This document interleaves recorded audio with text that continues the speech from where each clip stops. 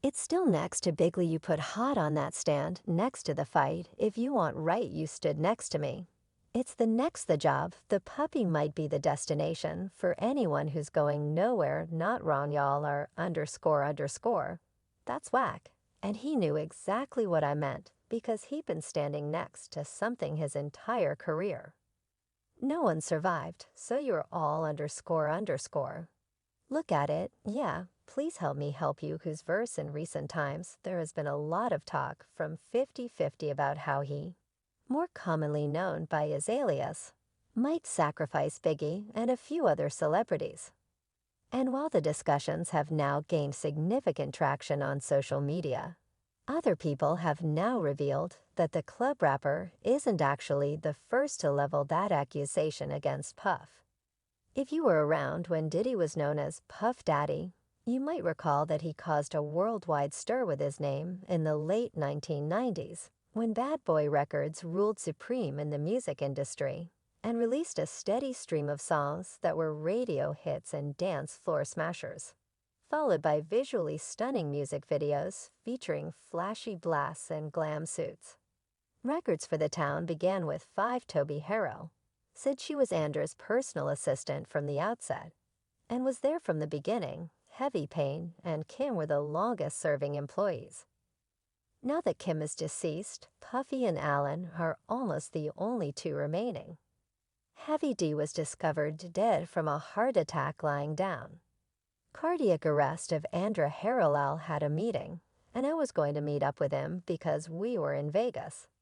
And then the next thing you know foreign, you want to know what they all had in common, though the survivor.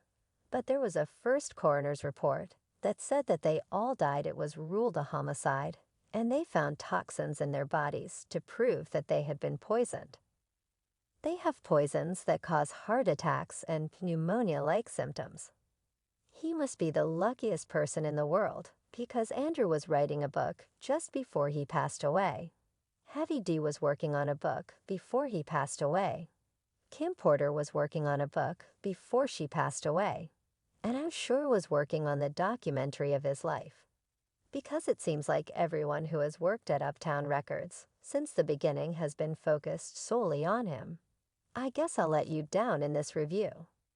Worry has been raised over the departure or deaths of musicians from Bad Boy Records linked to religion, as it emerges that beneath the surface of flashy outfits and bright colors, there were allegedly shady deals and tales of Diddy's mistreatment of his artists over the years. The most stunning occurrence was that more than 3 artists who had previously collaborated with Diddy abandoned the industry to embrace Christianity. The record label was founded by 5 people, 3 of whom have since passed away. One, I'll be sure, isn't a colon. And Pete Diddy, who she affectionately refers to as Honeyco, is the only one who has survived all the chaos. While others tragically lost their lives, singer-songwriter Jaguar Wright, who has recently gained recognition for revealing Hollywood secrets, shared her thoughts on Diddy and his status as the single survivor at Bad Boy Records. When 50 Cent claimed that everyone who sided with Diddy or was associated with him suffered loss or damage, the internet criticized him for trying to discredit Diddy, but as more incriminating evidence emerged, it became clear that his so-called accident occurred while he was working on the book. With these facts laid out, it doesn't take a genius to realize that someone probably doesn't want that tell-all book on the streets. The hip-hop community was shocked when Mace announced his retirement from the music industry to pursue a divine calling. He claimed that he was sending people, including friends and children, down a path to hell, and that he had realized this. Mace and Betha were a buddy rapper at Bad Boy Records who dominated the charts with their debut album Harlem World, which went 4 times platinum. May allegedly stopped singing so that he could turn to God and follow his guidance. The issue of how a 19-year-old rapper named Mace could wake up one day and decide that he wants to leave his career as a rapper and become a minister was one of many that this unusual action by Mace raised. According to a source, after quitting the record label, Mace founded the Sani Ministries, which was a code for saving a country in danger. He now goes by the name Minister Mace since, according to the same source, after receiving a word from above. Mace's religious quest may have been what ultimately saved his life. The source states that after his transformation, he decided to give up singing and eventually relocate to Egypt, where he continued to chant until 2011. But as P. Diddy gets bigger, the stories about him get scarier. The issue isn't whether he might be gay or bisexual. He wouldn't be the first person in the music industry to be either. Rather, it's the claims that he abuses his sexuality to gain control over others.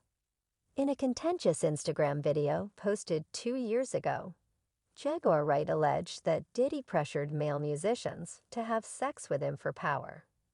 Jaguar claimed that during a meeting between singer and actor Christopher Williams and Diddy that was likely to seal a demo deal, the lawyer went to Diddy's office to get authorization for some paperwork. According to Jaguar, the door wasn't locked, so she didn't hesitate to just walk in when she saw Christopher Williams performing Philly Toe on a website like that. This was undoubtedly unexpected, but it didn't alarm the lawyer as much as it made her feel embarrassed. According to Diddy, if I could get a man to suck my dick for money, I could get anybody to do anything. Wright continued, saying, "You better not try to do anything to her either. She ain't had nothing to do with you being no sodomite and pressuring men to perform degrading acts just to show how effing powerful you are." The music executive had threatened to end the attorney's life if she ever mentioned it to anyone. In a video, Diddy's former bodyguard came forward to corroborate her account, saying, "I know that for a fact because I was right there." He added, "Gene, watch the door and don't let anybody come through." I said, "I'll watch the door, and if I watched the door and him and a man ran out naked, and I said that ain't nobody told me that. I saw that myself. I'm telling you what I saw." In another video, it seems as though they sought solace in fate as a means of escape from something they found intolerable. While some of them died young, others claimed to have witnessed troubling events while working with Diddy, leading many of them to turn to faith and quit their music careers. Even Diddy's former bodyguard claimed that he turned to the Bible to deal with the evil things he had seen. It can be challenging to determine the veracity of stories because they may contain elements of truth or lies. However, in the case of Puff Daddy, it is particularly difficult to distinguish between fact and fantasy. One person on Twitter said, "But the lesson of the story is that Biggie was a sacrifice for Diddy, and everyone he signed after that was as a result of that sacrifice." That concludes this film, guys. When you're with the Lord, people should pause before acting on their own initiative because he is the only one who came out on top. Loon, who released his debut album with Bad Boy Records in 2003, 5 years after visiting Abu Dhabi, was another musician that accepted faith. Lou converted to Islam and went by the name Amir Junaid Newhead in public.